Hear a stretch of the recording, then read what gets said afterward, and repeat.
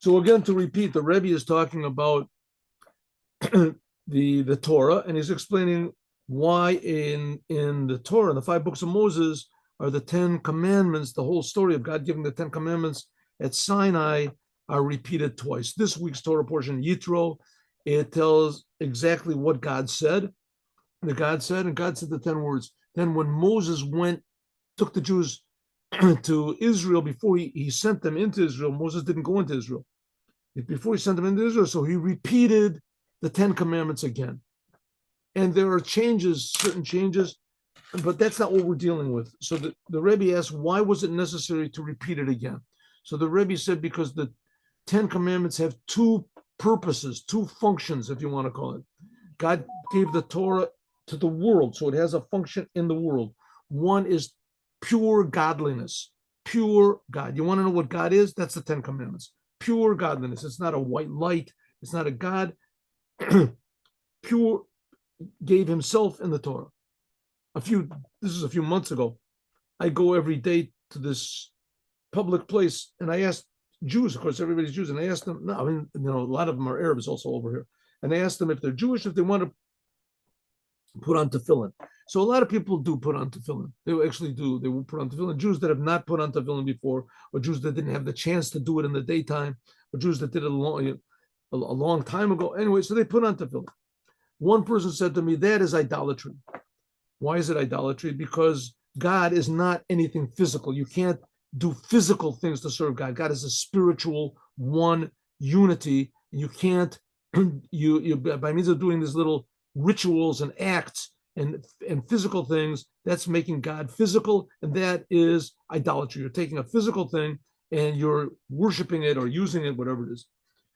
So, which, by the way, that's the philosophy of Spinoza, and that's also the philosophy of Hinduism, basically, right? But we Jews, we say, no, that God articulated himself. He gave the Torah. I mean, even according to them, God created the world. So that's also articulated, but forget about that. So I said to him, listen, but do you agree that God gave the Torah? Didn't know. So I said, well, if God didn't give the Torah, then there's no Jewish people. Then you're not Jewish. He said, I am Jewish. Yes, I am Jewish. I'm Jewish. I'm just as Jewish as you. So I said, okay, so you're Jewish. So what does Jewish mean? So it means that God gave the Torah, and he explained that there's such a thing as a Jewish people. When God gave the Torah, there's a lot of words in the Torah. How did they get all these words? How did God? Not only that, when God gave the Torah, he told the Jews to do commandments. So you're right; it doesn't make any sense, right? Judaism should not be in dealing with these little, putting a mezuzah on your door and these little physical things. What was spiritual, we're dealing with God, the essence of God. But the essence of God is not what you think. If it is, then you ends up worshiping yourself. That's idolatry. Judaism is that God gave the Torah, and that God is not what you think God is. God is much, much, much more talented than you think that he is. God actually has the ability to speak and to tell the Jews what he wants to and choose the Jews. And he told the Jews he wants us to do these things in the world. That's the Torah. So he said that's the 2 aspects of the Torah. One aspect of the Torah is pure godliness. The other aspect of the Torah is that we actually have to do it. We have to actually manifest it in the world and to change the world with it. So 2 aspects of the Torah: pure godliness, number 1, and how godliness should be manifested in the world.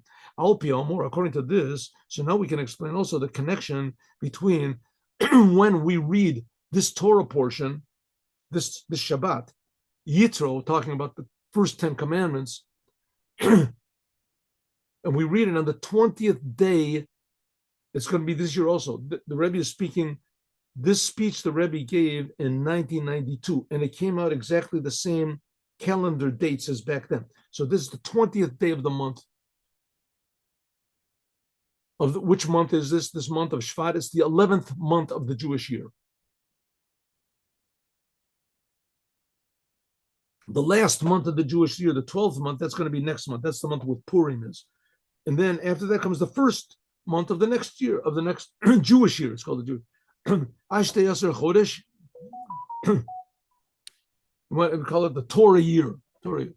The first of the months in Judaism is Nisan. Okay, so this month of Shvat is the 11th month of the year. That's the month of Shvat. It says in Zechariah, it says in Zechariah, the prophet. What happened? What happened? What did I do? There we go. Yeah. This is also 10 days after Yud Shvat. Yud Shvat is the day of the passing away of the previous Lubavitcher Rebbe. This is the Shabbat that from it we bless the whole next. I'm sorry. This is the Shabbat that from it we bless all the coming days, the next week. The days which come in the month of Shvat. Shabbat gives a blessing to the whole next week. The last Shabbat of the year gives a blessing to the coming week, but also to the coming month. So therefore, this Shabbat gives a blessing to Kaf Beit Shvat. That's the day of the past, Kaf Beit Shvat. That's the day when the Rebbe's wife passed away. Bito, the daughter of the previous Lubavitcher Rebbe. Chodesh HaChodesar, this is the 11th month, which is attached to the revelation of the number 11. We talked about this before. It says that Israel was really 11 days from Chorev. It should have been only 11 journeys. Instead, they wandered on for 42 years. But that's what it means, 11 days. Shekai, this refers to, when it says 11, the number 11. Remember, we talked about this, the number 11. So the Rebbe says the number 10 deals with the 10 commandments, the 10 utterances that God created the world with, the 10 sfirot that everything is made of. That's the number 10. The number 11 is the creator. He is the one that created this 10. This refers on God's uniqueness. Hu echad, God is one. Hu rosh l'kol, God is the beginning of everything. That is the oneness of God, which is revealed in the 10 commandments. Anochi Hashem Elokecha, the first of the 10 commandments. Because there's 10 commandments, but there's the speaker, God himself. Hainu, namely, ha'echad asar, this is the 11th day from Chorev. This refers to, when it says that that the Jewish people were only 11 journeys from Israel when they received the Torah. This refers to the number 1, which is above the 10. In other words, Torah with godliness inside of it. Ad bechinas antu chad v'lo v'chushman, that God, you are one, but you're not a numerical one. God is the one that began all being. Dargat HaKeter, this is what we talked about before. This is the level of God's crown. So there's the 10 sfirot, and then there's the crown, which is above all the other 10 sfirot, the 10 aspects of God. Ad latzmuto, until God's very essence, which is above the whole entire creation. So that's the number 11. Why is this important to us? Because we have the world, which was created from 10 utterances, but we can have the world and forget about the creator of the world. You can have the Torah, the 10 commandments, and forget about the godliness which gave the 10 commandments. That's the number 11, is the one from which came the 10 commandments, came the 10 utterances that God created the world with. On this month, the 11th month of the year, which that's this month of Shvat, on the day of the passing away of the previous Lubavitcher Rebbe, which was the 10th day of that, namely, that's how the revelation of 11 is revealed in nature. 10. That's like the second tablets. This, in addition to the fact that it was Echad Asar, that 11 on its own includes both of these things, 1 and the 10. In general, this is drawing down new powers. Koach HaMakifin. This is the number 11. That's the whole essence of what the Jewish people are. The whole essence of what the Jewish people are is not that suffice just with the creation or just with the Torah. Right? You have non-religious Jews, religious Jews. The main concern is the number one, which is above these. The number one, which the creator, the giver of the Torah, that he wants to be revealed in the Torah and in the world.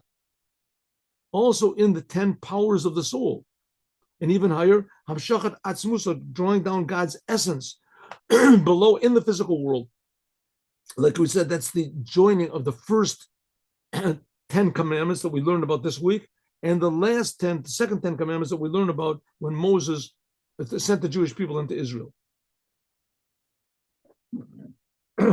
So the Rebbe is basically repeating this idea over and over, and that's the whole novelty of Chabad, and how Chabad is different from all the other groups. That is, Chabad is trying to say the Jewish people are also different from anything else in the world. The purpose of the Jewish people is to bring the oneness of God into everything in the world. That's the whole idea of the 10 commandments, to bring the oneness of God into the Torah, and from that into the entire world. That the whole world should be permeated with the 10 commandments of God. And they should feel that it's God. So they got the 10 commandments and the oneness of God. That's the number 11.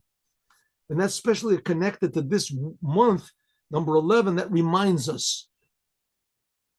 That reminds us. Number 11 should always remind us of our purpose in the world.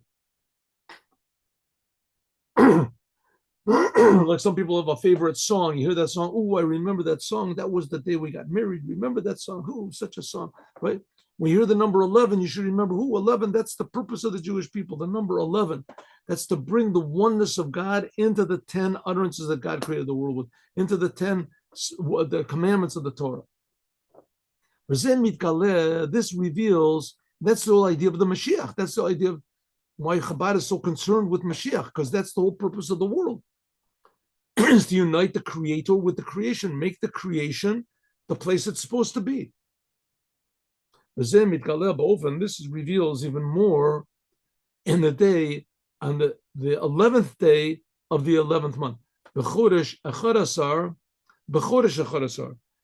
the 11th day of the 11th month.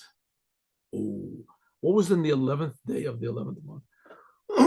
The previous Rebbe passed away on Tafshin Yud, on the 10th day of the 11th month. The Rebbe, our Rebbe, he assumed the leadership. He filled the empty place that the Rebbe left, previous Rebbe left. That was also in the 11th month, but it was in Tafshin Yud Aleph, on not the 10th day, but the 11th day.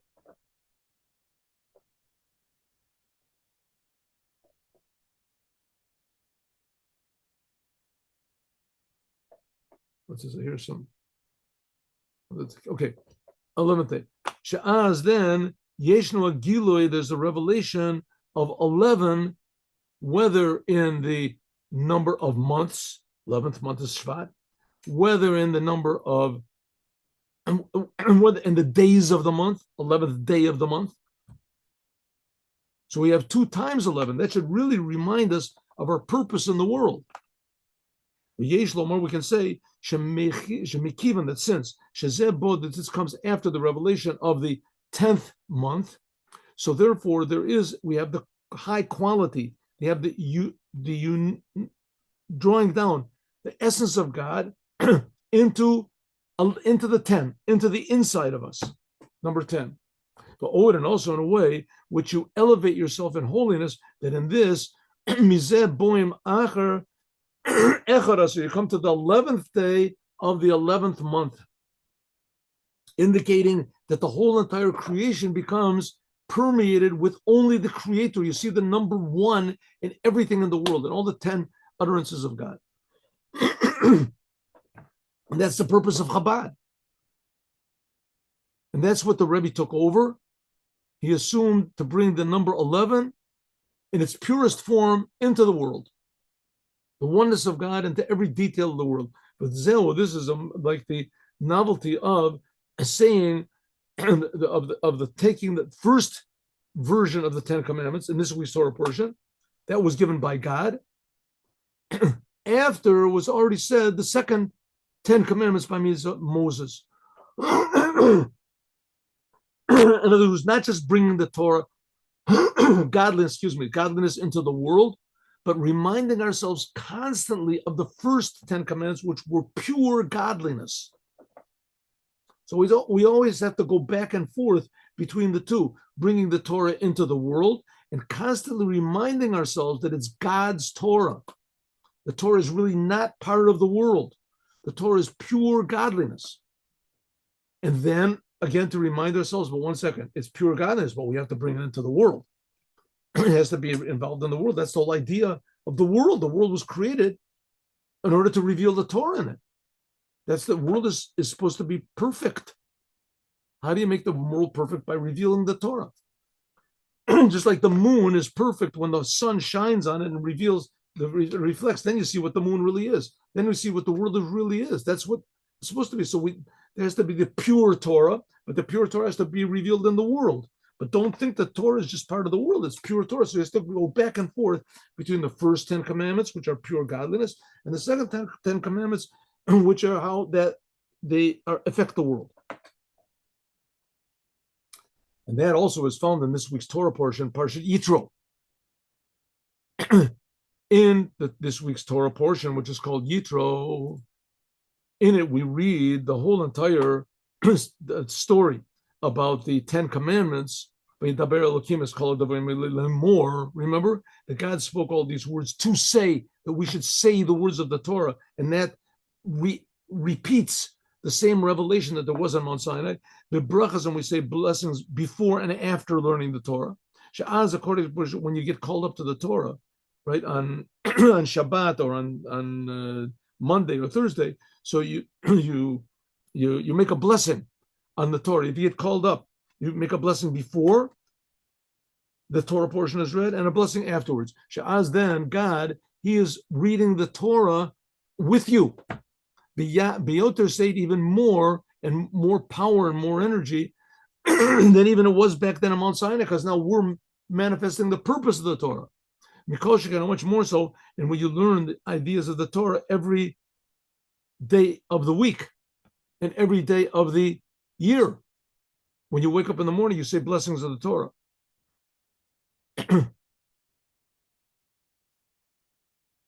So this falls Chola B'Yom Esrim B'Chodesh. This Shabbat we're reading Parshat Yitro on the 20th day of the 11th month. 20 is the numerical value of Keter. Keter, the word Esrim. The Esrim.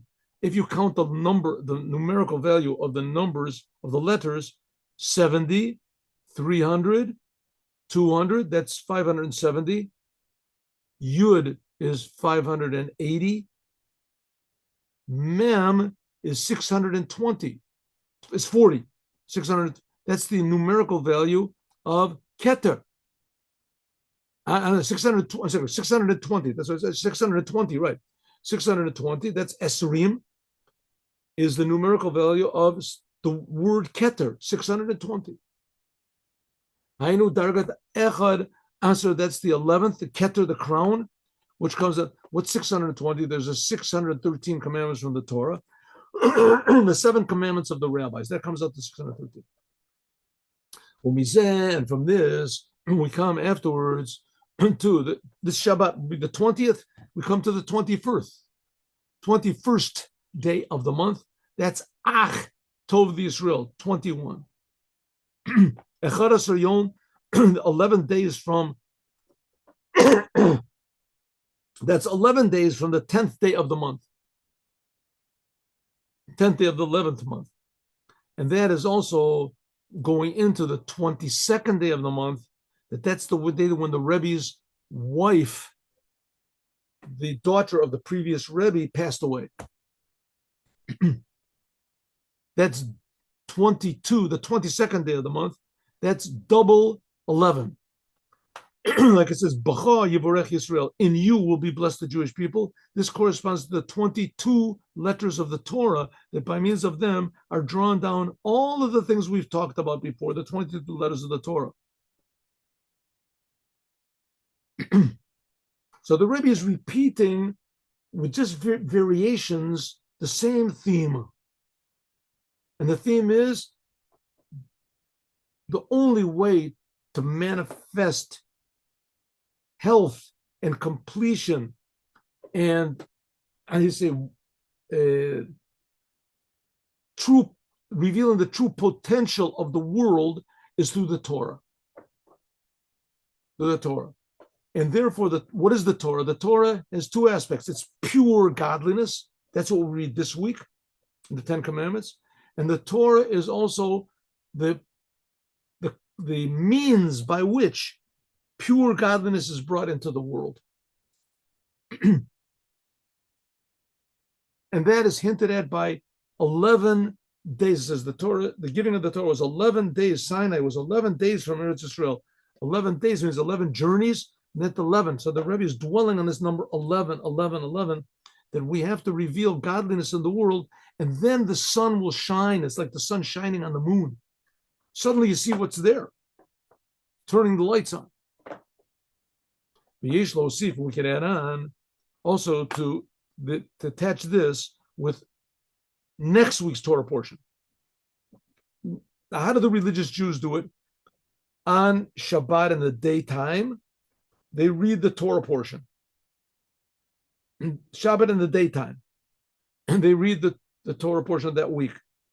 Then Shabbat in the afternoon, in the Mincha prayer, that's called Mincha prayer. We pray 3 times a day, right? The middle prayer is called Mincha. The Mincha prayer, they read the Torah again.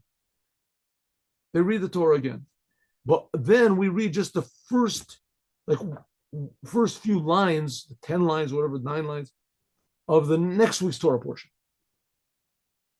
So in the daytime, we'll read Yitro, and in the afternoon, Mincha, we read the first, at minimum, 9 sentences from the next week's Torah portion, Mishpatim. Now, Mishpatim is a very, very strange Torah portion, because then things like really start to get weird. They really start to get weird. Why? Because in the first book of the Torah, Genesis, it talked about these great people. Very impressive. Abraham, Isaac, Jacob, Joseph, the trials they went through, the difficulties they went through, the conversations they had with God. Then this week's book, the book of Exodus, it talks about how the Jews went into Egypt and it was very difficult and they suffered and there was 10 plagues and they got out of Egypt and then they received the Torah. Exciting stuff. All of a sudden it comes to the next week's Torah portion, Mishpatim. And it comes to dry laws, that there's no laws which are dry. I mean, there are a lot of interesting things also, but most of it is just these dry, cut and dry, monetary laws of damages, right? If this person's ox gores this person's ox, if somebody steals this thing and he lies and he doesn't give it back, right? Cut and dry laws, which apparently have absolutely nothing to do with God and everything to do with society. Society. And if you look at the laws closely, you'll see that they really don't have that much to do with society either. Not all of them, right? If I steal someone's ox or a sheep and I slaughter it and I eat it, right? And I slaughter it and I slaughter the ox, then I have to pay 5 times for an ox and 4 times for a sheep. If I steal somebody's donkey, I don't have to pay 4 or 5 times. I just have to pay double. And you take double. What's that got to do with anything? What has that got to do with society or man? Right? So a lot of the laws also don't have. This is God. This is really what God wants. This is the God who wants to worship a God like that he cares about these little details. That's Judaism. That's Judaism. Mishpatim. That's next week. Next week we were Mishpatim. These are laws, and they say the laws which are given. It comes right after the Torah portion about giving the Torah to tell you that these laws also came from Mount Sinai, earth-shaking, essence of God, above the spiritual. That we start to read in Mincha, that we said, okay, until the Elo Mishpatim, these are the laws you have to put before them. The rabbis say, Ma Rishonim, just like the first ones, the 10 commandments, they came from Mount Sinai. Also, these laws, these complicated laws, also come from Mount Sinai. Namely, Shagama mitzvahs asichlis, even though these intellectual, logical commandments.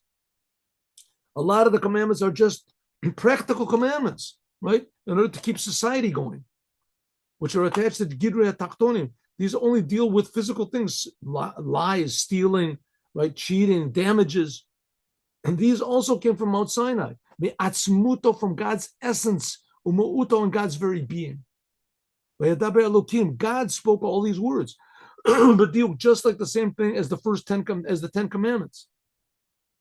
Just like it says, like we say, just like when the Torah was given on Mount Sinai, it was with awe. So also when we learn the Torah now, it has to be with awe and trepidation. But when we're learning the Torah now, there's nothing shaky about learning about how much money you have to give back if you steal an ox, or if you what's so godly about that? Are we supposed to be in awe of the, ooh, wow, I have to pay 4 times. Ooh, this is amazing. What's amazing? It's a law. It's a Torah law, right? These are the type of laws you could say, listen, maybe the rabbis made this up. I mean, every country in the world, as far as I know, they have some sort of laws, right? They have some sort of laws, especially dealing with property. You just don't take everybody. You can't take somebody else's wife or take somebody else's cow. They all have laws. So here Judaism also has to keep the Jewish people together, to keep the nation together. It says, no. You're true. It's right. It does keep the nature. It has practical purposes, but these laws are pure godliness. God is concerned in his essence that Jews should do these laws, and also that there should be order in the world. Also, very important. But the main thing is to do these laws. And that's what it says, because they come from God. This is revealed, and God is creating us now. We're talking about God is creating us. God is just sitting up there and saying, after you finish, now you can do what you want. But after you die, then you're going to get it. God is not, that's also true. That's also true, but that's not the main thing. The main thing is right now, God is creating us with our bodies, giving us free will, and we can do what we want to. And it's screaming out from our intellect, what do you have to do these laws for? And the intellect says, because God says you should do them. And that's Judaism, to change the world according to God's principles, not according to ours. And this is revealed when it says, Ve'ele, the first words of next week's Torah portion, it says, and these are the laws, and these. And means, in addition to this, implies that it's connected to the first, to what we said the previous week, namely this week, of the giving of the Torah. And it also says, and these are the laws. What do you mean these are the laws? Of course these are the laws. It says in the Torah. Just say what the laws are. What do you have to say? And these are the laws that you should put in front of them. Just start off. If a person buys a slave, the laws of slavery, say these laws. What do you have to start off with the preface? These are the laws. It says these are the laws because it's telling you that it's something that you point with your finger and say these. You should put it in front of them. Godliness should be in front of you. It should be a thing you can almost point your finger to. It should be obvious. God said to Moses, Lo talel datcha, don't think. Don't think. God said to Moses, don't, how do you say, think, don't, what is it better? Anyway, okay. God said, don't think that maybe I can teach the Jewish people these laws 2 or 3 times, and if they get it, they get it. And I don't explain to them the reasons for the laws. I tell them this is what you got to do, right? Yours is just to do and die. Yours is not the reason why. Just do the laws, right? That's what says. God said, don't say that. Don't think that you should do that. Especially keeping the Torah, since the Torah, the main thing of the Torah is understanding. The Torah was given not just to repeat the words, to understand, to ask questions, to try to understand as much as possible. Shema Yisrael means to understand. Shema means to understand. Therefore, Ne'emar, it says, Asher tasim lifneihem. It says these are the laws that you should put in front of them. In lifnei means also inside of them. It should be like a shulchan aruch. It should be like arranged in front of them, like a set table. It's just ready to be eaten. Shagam tamia davar. Also the reasons why Put it also lifneim means to put it into their inside, like a table that's ready with food ready to eat. Shenase damar basaro, that the Torah should become flesh and blood like your flesh. Well, Hosif, and also to add on, according to the Talmud Yerushalmi, it says tasim. These are the laws. That's how the next week's Torah portion starts off. These are the laws you should tasim before them. You should put before them. So one means that the laws should be arranged and easily understood. The other means, in addition, you should give them the reason so that the laws go inside of you as much as possible. You feel one with the Torah. You feel you're doing a good thing. And you understand also all the details of the laws and all the aspects of the laws. And there's another meaning of tasim, to put, means a sima. Sima means a treasure. Shagama utzrot shabatorah, also the treasures of the Torah, namely the inside, the secrets of the Torah, that on their own they are concealed and hidden. Kashura im satim the Kodesh Baruch Hu, are connected to the inside of God. They also have to come in a way of tasim lifneihem. It should be, first of all, even the secrets should be arranged, and also they should be meaningful to you. Lifneihem, lipnimiotam, inside of our soul. So when we do the laws of the Torah, it shouldn't be we're just doing it cold. That's also okay. If a person does the commandments and never asks any questions, he just does whatever God says, that's okay. But okay is not sufficient. Right? Okay is not sufficient. It's like if you go into a restaurant and you order food and he just brings you food, right? I want food. He says, okay, he brings you food. But you don't care what food it is. But I wanted pancakes. You didn't say food. Eat this food. Okay, good. No problem. Right? Whether you like it, you don't like it, a person who's starving, he eats, doesn't make any difference to him what he eats. If it's a Jew, it has to be kosher, but he eats. He doesn't. Says that's not good enough. The Torah shouldn't be just a thing that you just do it. It's good if you do it that way. It's okay. That's all right. You'll keep alive, just like the person, he doesn't care what food he eats. Right? You get to a soup kitchen, right? You go to a soup kitchen, you get a piece of bread and tasteless soup, but at least you got something to eat. The Torah shouldn't be like that. The Torah should be that the laws are meaningful to you. And even more, not only should they just be meaningful to you, and that they should be also, and you say, spiritual to you. They should be alive. You should feel you're doing something that's like a secret, tremendously valuable when you do the commands, an inner, intimate connection with the creator of the universe. And it should be in a way that's tasim lifneim. That's the idea of bringing the second 10 commandments or the first 10 commandments into our day-to-day life and making the world a perfect place, as we'll talk about more, God willing, tomorrow. Now let's do the Dvar Malchut.